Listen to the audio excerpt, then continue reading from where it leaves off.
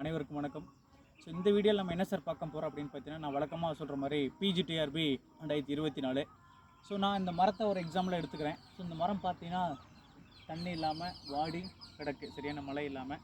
அதுபோல் நம்ம மனித வாழ்க்கையும் அது மாதிரி தான் சார். ஸோ நம்ம என்ன தான் ஒர்க் பண்ணிவிட்டு மிஷின் மாதிரி போயிட்டு இருந்தாலும் ஒரு அரசு வேலை அப்படின்னு டீச்சிங் ஃபீல்டை பொறுத்தவரைக்கும் ஒரு அரசு வேலை இருந்துச்சுன்னா நம்ம கொஞ்சம் ஃப்ரீயாக ஒர்க் பண்ணலாம், நமக்கு தேவையானதெல்லாம் கிடைக்கும். ப்ரைவேட் ஸ்கூலில் நிறைய சேலரி கொடுப்பாங்க, பட் இல்லைன்னு சொல்லலை, அதுக்கு தகுந்த மாதிரி நம்ம ஒர்க் வாங்கிடுவாங்க.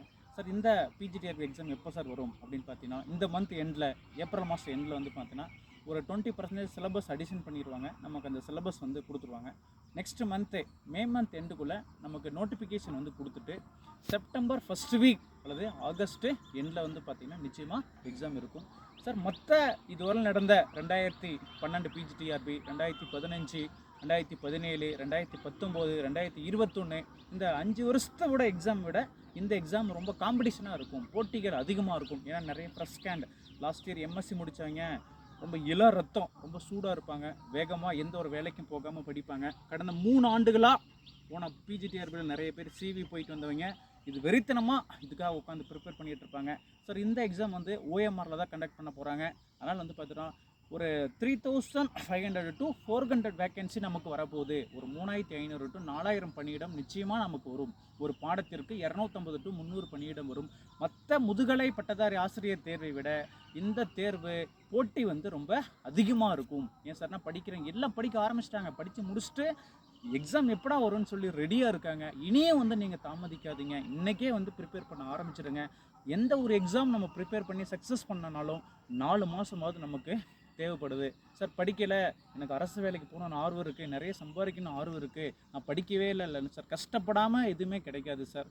சரி, அவங்களோட உழைப்பு தேவை சார். நீங்கள் ஒர்க் பண்ணிகிட்டே படிக்கிறதுனா நீங்கள் ஒர்க் பண்ணிகிட்டே படிங்க. சாயந்தரம் ஒரு 4 மணி நேரம் படிங்க, காலையில் ஒரு 2 மணி நேரம் படிங்க. நீங்கள் சரியாக படிக்கலை, எந்த எக்ஸாமுமே சக்ஸஸ் பண்ண முடியல சார் அப்படின்னா இந்த டீச்சிங் ஃபீல்டை பொறுத்தவரை, ஆசிரியர் பணியை பொறுத்தவரை இந்த மரத்தை போன்று நாம் வாழ்வில் காய்ந்து தான் நிற்கணும். இந்த மரத்தில் பார்த்தீங்கன்னா சரியான இலை, மரம், செடி, கொடிகள் எல்லாமே ஏதாவது பசுமையாக இருக்கா? எதுவுமே இல்லை. இந்த மரத்தை போன்று நாம் ஒரு தனி மரமாக தான் நிற்கணும். ஃபேமிலி பேக்ரவுண்ட் இருக்குது சார், எங்கள் அப்பா சம்பாரிச்சு வச்சுருக்காரு, தாத்தா சம்பாரிச்சு வச்சுருக்காருன்னா நீ தாராளமாக அதை வச்சு பிழைச்சிக்கலாம். இல்லை சார் எனக்கு பிஸ்னஸ் மைண்ட் இருக்குது, நான் எதாவது பிஸ்னஸ் பண்ணிக்குவேன், எதாவது ஒர்க் பண்ணிக்குவேன், எனக்கு அந்த திறமை இருக்குன்னா சார் நான் அதை வச்சு ரன் பண்ணிக்கலாம். நான் படித்து தான் சார் முன்னேறணுன்னா நீ கண்டிப்பாக ஒரு ஆசிரியர், ஒரு எம்எஸ்சி பிஎட் முடிச்சிருக்காரு, ஒரு எம்எஸ்சி எம்எட் முடிச்சிருக்காரு அப்படின்னு பார்த்தீங்கன்னா நிச்சயமாக அரசு பணிக்கு போனால் தான் உனக்கு ஒரு நல்ல லைஃபு, உனக்கு தேவையான ஊதியம் கிடைக்கும், உனக்கு சமுதாயத்தில் ஒரு மதிப்பு இருக்கும். இந்த தெருவில் போகிற நாய் கூட மதிப்பாங்க. உனக்கு ஒரு சரியான வேலை இல்லைன்னா இந்த சமுதாயத்தில் மதிப்பும் மரியாதையும் இருக்காது. உங்கள் வீட்டிலையே கூட, வீட்டில் இருக்கவங்களை விட்டுருங்க, ஸோ சொந்தக்காரங்க மற்றவங்க சொசைட்டியில் உனக்கு மதிப்பும் மரியாதையும் தரக்கூடியது உன்னுடைய ஆசிரியர் பணி, சரிங்களா? டீச்சிங் ஃபீல்டை பொறுத்தவரை அதுவும் அரசு பணியாக இருந்தால் ரொம்ப ஜாலியாக இருக்கலாம், ஃப்ரீயாக இருக்கலாம், உனக்கு தேவையான சம்பளம் கிடைக்கும், விடுப்புகள் நிறைய கிடைக்கும், லோன் போட்டு வீடு கட்டிக்கலாம், சரியா? திருமணம் ஆகலை சார் அப்படின்னு பார்த்தீங்கன்னா உனக்கு நிறைய பேர் பெண் கொடுப்பாங்க, சரிங்களா? அவங்களோட சமுதாயத்தில் ஒரு மதிப்பு ஏற்படும். அதனால் தயவு செஞ்சு சரி எனக்கு டீச்சிங் ஃபீல்டு தான் லைஃபு அப்படின்னா இன்னிலேருந்து ப்ரிப்பேர் பண்ண ஆரம்பிங்க. எக்ஸாமுக்கு 1 மாதத்துக்கு முன்னாடி என்ன பண்ணிடுங்க, ப்ரிப்பரேஷன்லாம் முடிச்சிடுங்க. இல்லைன்னா மறுபடியும் நான் சொல்கிறேன், இந்த மரத்தை போன்ற காய்ந்து தான் நீ நிற்கணும். தேங்க்யூ. எடுத்துட்டியா?